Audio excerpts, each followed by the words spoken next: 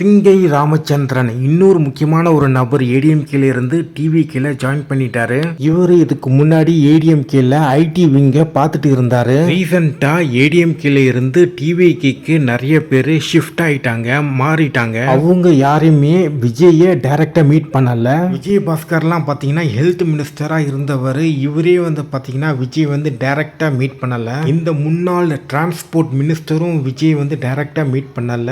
அது மட்டும் இல்ல, ஏடிஎம்கேல இருந்து டிவிகேக்கு ஜாயின் பண்ண நிறைய நபர்கள், நிறைய மெம்பர்ஸுக்கெல்லாம் பார்த்தீங்கன்னா டிவிகேல ப்ராப்பராக ட்ரீட்மெண்ட் பண்ணலை, அவங்களுக்கான உகுந்த மரியாதை கொடுக்கல அப்படின்ட்டு நிறைய கம்ப்ளைண்ட்ஸ்லாம் வந்தது. ஆனால் சிங்கை பார்த்தீங்கன்னா டைரக்டாகவே மீட் பண்ணிட்டாரு. அது எப்படி சாத்தியம்னா, இவர் பின்னாடி எஸ்பி வேலுமணி இருக்காரு. இவர் எஸ்பி வேலுமணிக்கு ரொம்ப தீவிரமான ஒரு விசுவாசி. வேலுமணி உடைய ரெக்கமெண்டேஷன்ல தான் இவர் எம்பி எலெக்ஷன்ல ஏடிஎம்கே சார்பாக கோயம்புத்தூர்ல நின்னார். இந்த எஸ்பி வேலுமணி விஜய் உடைய நல்ல நண்பர் அண்ட் ரெண்டு பேருமே ஒரு குட் டேர்ம்ஸ்ல இருக்காங்க. இந்த விஷயம் வேலுமணி எலெக்ஷன் கேம்பெயின் நடக்கும்போதே அவர் சொல்லியிருக்காரு. இந்த சிங்கை ராமச்சந்திரன் எஸ்பி வேலுமணி தான் டிவிகேல ஜாயின் பண்ணி சொல்லியிருக்காரு. கூடிய சீக்கிரத்துல வேலுமணியை டிவிகேல ஜாயின் பண்ணுவாருன்னு நான் நினைக்கிறேன்.